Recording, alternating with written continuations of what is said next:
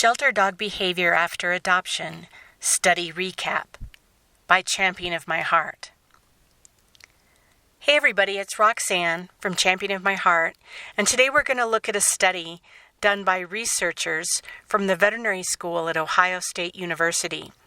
It was published in August 2023, and it looked at shelter dog behavior after adoption at 7 days, 30 days, 90 days, and 180 days, which is basically 6 months.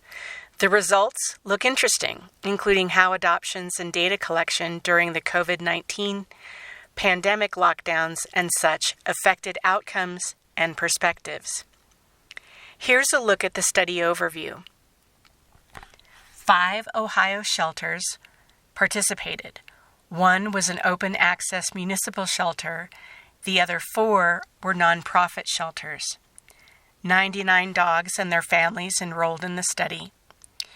Researchers used the Canine Behavioral Assessment and Research Questionnaire to collect data, and the adoptions occurred between October 1st, 2020 and June 1st, 2021. 62 people, or about 62.9%, answered all 4 of the surveys at 7, 30, 90, and 180 days. 62.9% of the survey respondents have had dogs in the past. 75% of those answering self-identified as female. This is common in pet-related studies since women tend to do more pet care. Nearly half had other animals in the home.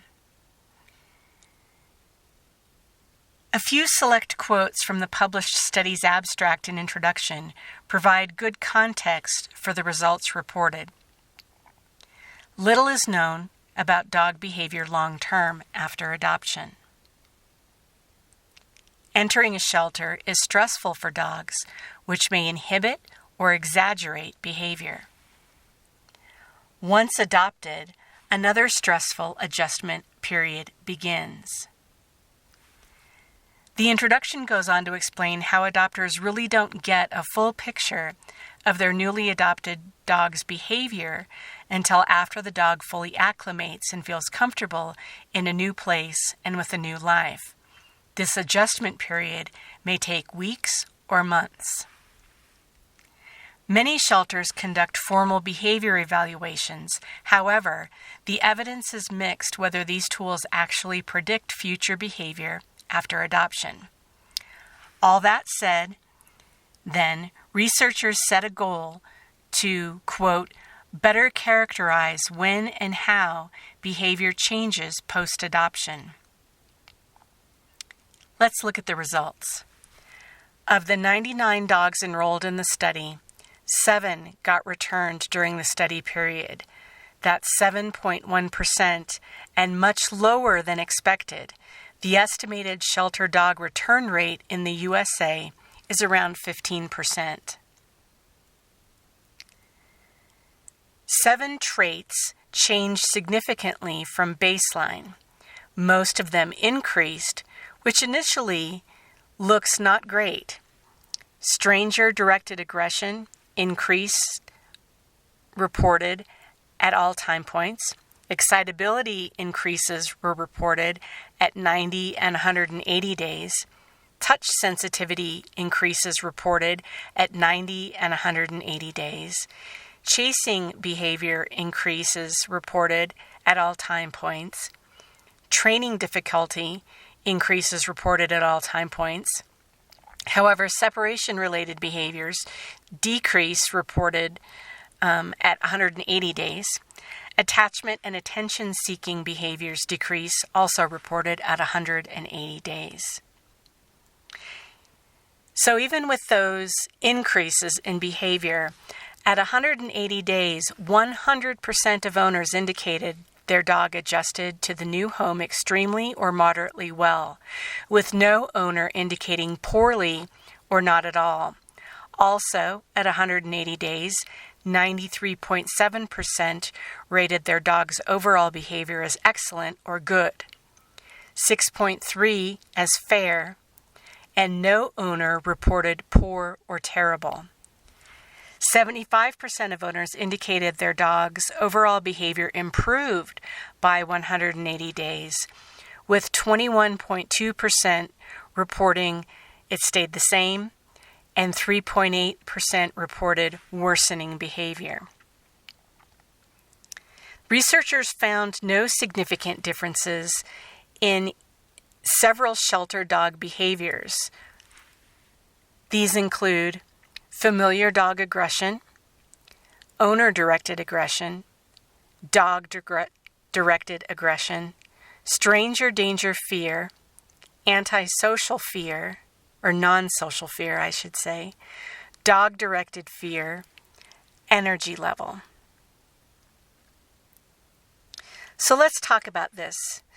Pardon this long quote from the study, but I think it's vital to know and consider because I've been talking with my dog training and dog sport friends about a sense that we're seeing more aggressive dogs in our communities lately. We're hearing about more attacks, we're seeing more people struggling, we're wondering what the heck is going on. So here's the quote. An important finding in this study is the increase from baseline in stranger-directed aggression at all 3 time points. The coefficient represents almost half-point increase in the C-BARC subscale at 180 days from baseline.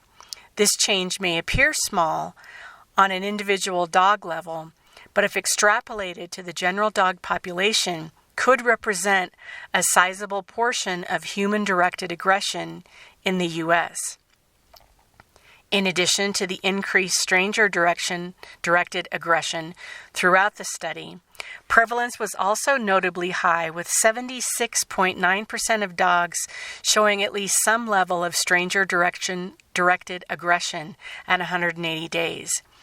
Data is lacking on the overall prevalence of stranger-directed aggression in dogs and primarily focuses on the prevalence of dog bites, but it has been estimated previously to occur between 9.2 and 5% of dogs.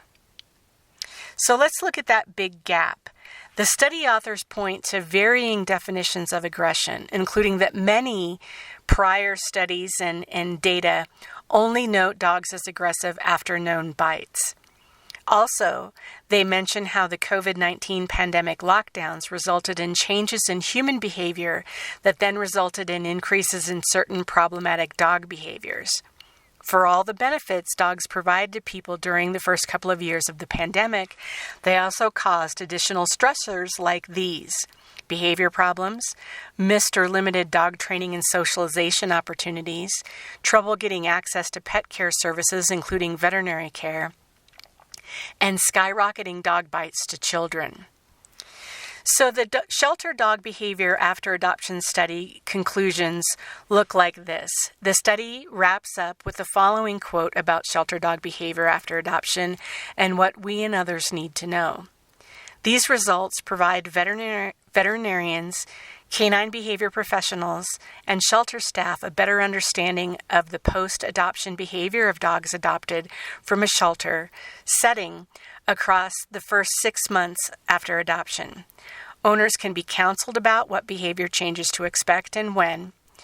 By providing owners with accurate information on what behavior changes to expect, owners may have more realistic expectations on their dog's future behavior.